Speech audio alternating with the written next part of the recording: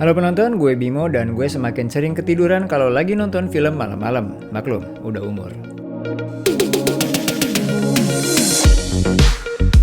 Setelah bertahun-tahun gue menggunakan laptop untuk bekerja sehari-hari, beberapa bulan yang lalu gue kembali menggunakan komputer desktop, yaitu Mac Mini M1 2020.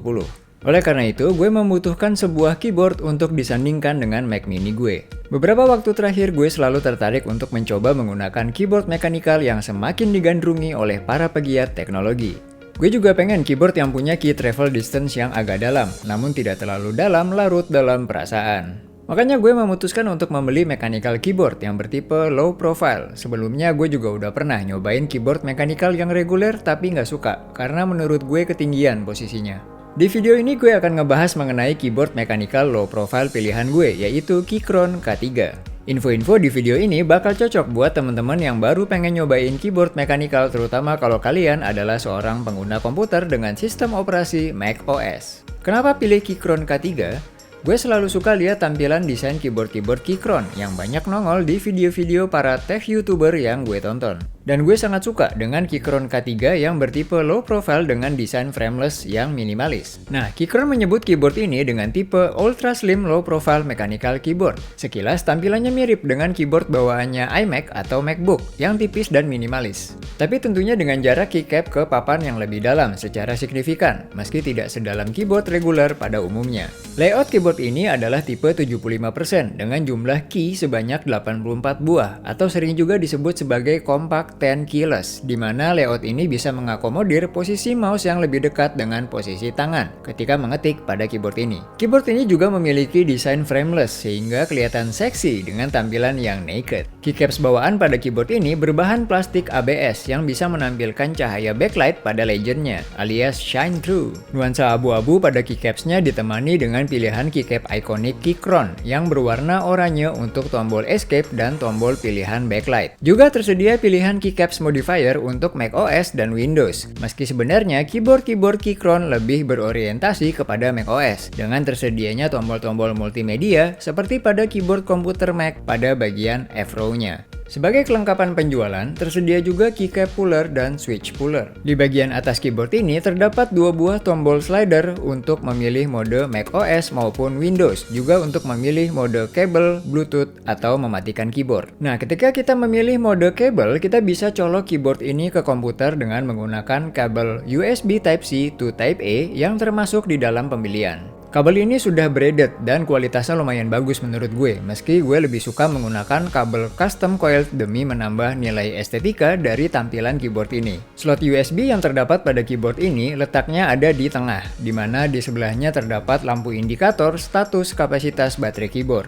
Sedangkan jika kita memilih untuk menggunakan koneksi Bluetooth 5.1, keyboard ini bisa dikoneksikan dengan 3 buah device sekaligus dengan memilih channel koneksi Bluetooth-nya melalui kombinasi tombol FN dan 1, 2, atau 3. Keyboard Keychron K3 yang beredar saat ini adalah K3 versi 2, di mana beberapa perbedaannya dengan yang versi pertama adalah adanya rubber feet yang bisa diatur ketinggiannya dengan pilihan 2 level ketinggian, material dan molding keycaps yang lebih baik, top panel yang sudah berbahan aluminium, bukan plastik lagi, dan plate yang berbahan besi. Oke, berikutnya gue akan menjelaskan mengenai pilihan varian switch-nya yang bisa bikin bingung untuk memilih bagi para calon pembeli yang masih awam. Pilihan profil switch-nya ada 3 jenis, sesuai varian paling dasar di dunia keyboard mechanical, yaitu switch merah, biru, dan coklat. Red switch bertipe linear, di mana switch ini berkarakter smooth tanpa adanya feedback ketika kita tekan. Juga merupakan tipe switch yang paling tidak berisik di antara varian lainnya. Blue switch yang bertipe clicky, karakternya kebalikan dari red switch, di mana switch ini memiliki feedback yang jelas, baik dari segi feel maupun suara yang dihasilkan. Sehingga ketika menggunakan switch ini, feel-nya paling mendekati mesin ketik kalau menurut gue. Sedangkan untuk brown switch, karakternya bertipe tactile yang berada di antara red switch dan blue switch. Kita bisa merasakan feedback berupa bump alias lonjakan ketika menggunakan switch ini. Tapi suara yang dihasilkan jauh lebih kalem daripada suara blue switch.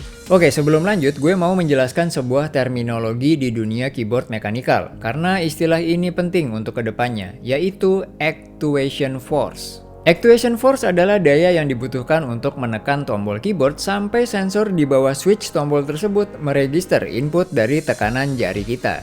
Nah, di antara ketiga switch ini, red switch memiliki actuation force yang paling ringan, disusul oleh blue switch dan diikuti oleh brown switch yang paling berat. Selain pilihan switch dari segi profilnya, Keychron juga memberikan pilihan dari segi tipe untuk keyboard K3 ini. Pilihan tipe switch yang bisa dipilih adalah yang non-hot swappable dan hot swappable, alias bisa dicopot dan diganti dengan switch lain dengan mudah. Tipe switch yang tidak bisa dilepas alias non-hot swappable adalah switch buatan Gateron dengan mekanisme switch yang bekerja secara full mechanical. Sedangkan tipe switch yang bisa dilepas pasang dengan mudah alias hot swappable adalah switch buatan Keychron dengan mekanisme switch yang bekerja menggunakan sensor optikal.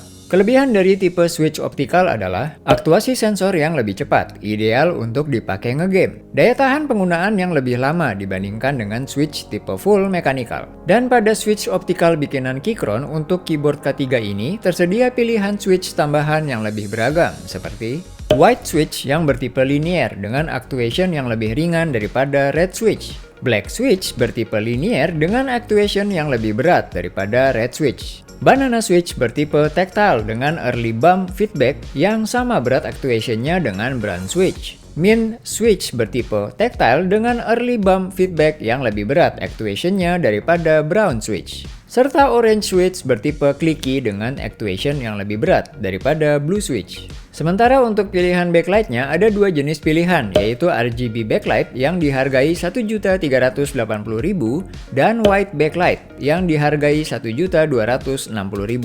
Sebenarnya masih ada satu pilihan lagi, yaitu non-backlight dengan all white keycaps agar lebih mudah terbaca legends-nya. Dan keyboard ini baru aja dirilis di Indonesia dengan harga Rp1.100.000.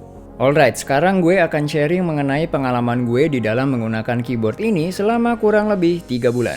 Varian Keychron K3 yang gue beli adalah varian dengan backlight berwarna putih dan switch berwarna biru. Gue pilih yang backlightnya putih karena gue nggak peduli sama backlight RGB-RGB-an. Dan karena gue kerja sendirian di home studio gue, dan gue memilih blue switch untuk nyobain sensasi switch clicky yang katanya paling berisik. Cocok buat orang yang banyak ngetik kayak gue.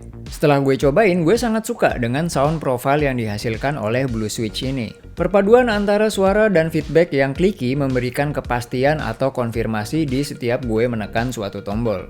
Tapi sayangnya gue segera menemukan sesuatu hal yang sangat mengganggu gue, yaitu suara ping yang dihasilkan oleh pair pada switch biru ini. Selain itu, suaranya yang berisik sangat mungkin untuk didengar oleh lawan bicara gue ketika sedang meeting melalui koneksi Zoom call. Takutnya mereka jadi keganggu. Berikut adalah contoh suara ketika mengetik dengan menggunakan Keychron K3 dan blue switch.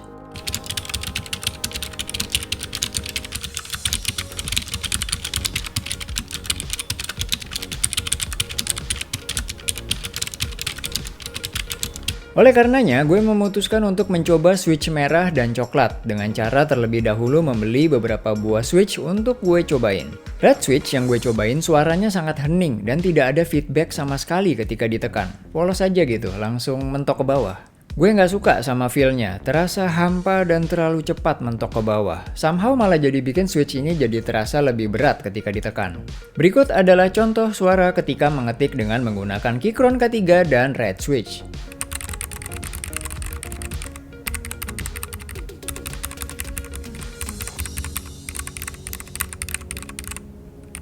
Sedangkan karakter dari brown switch beda lagi dengan kedua switch sebelumnya. Sound profile-nya nggak sehening red switch, tapi jauh lebih kalem daripada blue switch.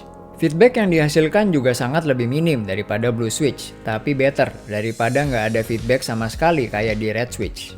Pada akhirnya gue memutuskan untuk membeli keseluruhan set dari brown switch. Berikut adalah contoh suara ketika mengetik dengan menggunakan Keychron K3 dan brown switch.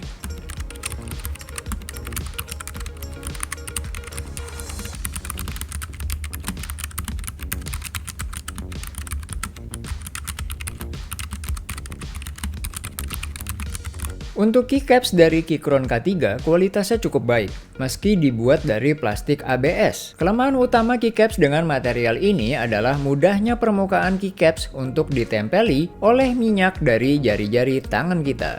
Sehingga akan kelihatan shining, shimmering, splendid dalam waktu singkat. Ew. Legends atau cetakan tulisan pada keycaps terlihat tajam dan rapi, tapi dengan tema warna berwarna abu-abu, Legends-nya agak sulit dilihat kalau backlight-nya tidak dinyalakan. Kecuali kalau ada direct lighting dari atas keyboard seperti di setup gue. Tidak seperti keycaps dengan profil standar lainnya, keycaps low profile buatan Keychron khususnya memiliki pilihan terbatas untuk diganti dengan keycaps pengganti. Meski stemnya menggunakan cherry stem tapi tidak kompatibel dengan keycaps MX style konvensional. Hal ini disebabkan karena alignment pada stem keycaps yang panjang-panjang dibuat tidak sejajar guna memperkuat stabilisasi dari keycaps ketika ditekan. Akibatnya keyboard ini tidak dapat menggunakan keycaps lain baik yang profilnya standar maupun low profile. Untungnya, distributor resmi dari Keychron di Indonesia yaitu PT NMT Indo menyediakan pilihan keycaps untuk Keychron K3 ini. Replacement keycaps yang disediakan tersedia dalam pilihan warna dan diproduksi dengan material dan kualitas yang serupa dengan keycaps aslinya. Warna-warna yang tersedia adalah coral, red, teal blue, black, white, dan turquoise. Turquoise? Ya itulah. Gue beli keycap set berwarna putih beserta merah dan teal sebagai aksen. Thumbs up banget buat PT NMT Indo yang sudah menyediakan pilihan keycaps ini untuk keyboard low profile-nya Keychron. Selalu beli produk-produk Keychron di PT NMT Indo ya guys. Kirimin keyboard.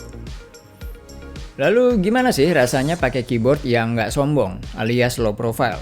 Rasanya seperti apa yang gue harapkan. Mengetik dengan keyboard ini terasa nyaman dengan key travel yang nggak terlalu dalam tapi juga nggak terlalu dangkal. Desain low profile keyboard yang juga terlihat sangat keren dengan setup yang minimalis. Dengan menggunakan layout 75%, Keychron K3 juga terasa lumayan compact, tapi nggak terlalu kecil juga. Nggak ngabisin space di meja kerja, tapi kekurangan dari layout TKL yang dibikin compact seperti ini adalah tombol-tombol yang rapat tanpa jarak. Bahaya ya, rapat tanpa jarak pas lagi pandemi gini. Karena tombol-tombolnya rapat, terkadang agak susah buat gue untuk menemukan tombol-tombol arrow-nya tanpa melihat. Agak kebantu sih dengan mengganti warna keycaps-nya menjadi warna putih. Untuk backlight putihnya bekerja dengan baik menurut gue. Intensitas cahaya yang bisa diatur hingga sangat terang dan tampilannya jadi semakin senada dengan keyboard buatan Apple. Tersedia juga berbagai pilihan backlight mode yang tak berguna menurut gue. Kalau mode backlight favorit gue sih either always on, tapi kalau ditekan keycaps-nya mati. Atau always off, tapi kalau ditekan keycaps-nya nyala. Sedikit tips dari gue untuk teman-teman pengguna Mac Mini dengan monitor eksternal seperti gue. Download dan install aplikasi bernama Monitor Control supaya tombol pengatur cahaya monitor bisa bekerja. Gratis. Link download gue taruh di kolom deskripsi video ini. Koneksi Bluetooth pada keyboard ini ketika digunakan dengan Mac Mini gue terasa smooth tanpa delay. Tapi entah kenapa ketika gue gunakan pada iPad Pro dan Magic Keyboard, inputnya cukup terasa ada delay. Dengan penggunaan tipikal 8 jam per hari, baterai keyboard ini mampu bertahan sampai 1 minggu. Menurut beberapa reviewer yang pakai keyboard ini. Kalau gue pribadi selalu pakai kabel, jadi ya kurang tahu juga soal ketahanan baterainya. Oke, tiba saatnya untuk kesimpulan. Kenapa menurut gue keyboard ini merupakan keyboard yang sempurna untuk para user Mac? Yang pertama adalah desainnya yang low profile, cocok buat para pengguna MacBook, iMac, Mac Mini, atau mantan pengguna keyboard buatan Apple. Profilnya yang slim dan compact cukup mirip dengan profilnya Magic Keyboard. Posisi keyboard ini juga tidak terlalu tinggi, tapi tetap bisa memberikan key travel distance yang signifikan perbedaannya dengan keyboard membran yang tipis. Keyboard-keyboard buatan Keychron juga cukup Mac-oriented dengan adanya function row yang sudah di-assign dengan berbagai tombol khas layout keyboard Mac. Seperti pengatur brightness monitor, expose, mission control, brightness LED keyboard, dan multimedia keys. Bahkan ada juga tombol screenshot grabber. Nice. Secara umum, Keychron sendiri merupakan brand yang memiliki kualitas yang baik dan desainnya relatif keren. Terlebih di Indonesia, distributor resminya yaitu PT NMT Indo memiliki layanan purna jual yang baik menurut gue. Udah gitu mimin akun Tokped-nya juga responsif dan informatif. Kirimin keyboard. Adanya pilihan varian switch optical yang hot swappable juga menjadi kelebihan yang menarik karena cukup banyak pilihan variannya. Tapi sayangnya kayaknya keyboard ini nggak bakal lama ada di meja kerja gue. Karena gue merasa keyboard ini bukan tipe yang cocok buat gue pribadi ya. Alasan yang pertama, karena desain keycaps-nya itu nggak universal, jadi nggak bisa pakai keycaps buatan third party yang unyu-unyu. Udah gitu bahan dari keycaps bawaannya juga masih ABS yang gampang berminyak. kusam dan berkomedo. Coba kalau bahannya PBT dengan permukaan keycaps yang bertekstur, pasti gue auto no complain. Udah gitu, meski di Indonesia tersedia beberapa pilihan warna keycap replacement, tetap aja varian warnanya terbatas. Walaupun PT NMT Indo udah keren banget nyediain pilihan replacement keycaps buat Keychron K3. Nah begitu juga dengan pilihan switch-nya. Keren sih Keychron bikinin pilihan switch optical in-house yang lumayan beragam variannya. Tapi tetap aja kita nggak bisa pakai switch-switch populer macam Boba U40 yang gue pengen cobain banget. Di sisi profil suara, low profile keyboard sebenarnya memiliki karakter yang cukup berbeda dengan keyboard berprofil standar. Meski ada yang udah nyobain untuk ngemod keyboard ini dengan mereload switch dan melakukan modifikasi dengan tape, tetap aja menurut gue suaranya nggak seenak keyboard berprofil standar. Belum lagi keycaps low profile juga berpengaruh terhadap suara yang dihasilkan, dan kita nggak bisa memilih berbagai jenis profil keycaps lain seperti XDA, SA, Cherry, dan lain-lain. Sedangkan alasan yang terakhir adalah terbatasnya modifikasi yang bisa dilakukan terhadap keyboard ini. Case yang ora umum, plate yang tanpa frame, pilihan keycaps dan switch yang tadi gue udah bahas, membuat keyboard ini kurang layak buat orang-orang yang suka modif. Tapi ya itu kan menurut gue ya, gimana menurut teman-teman? Kalau ada yang pakai keyboard ini juga boleh di drop komentarnya. Thank you udah subscribe, like, dan share. Kalian semua luar biasa.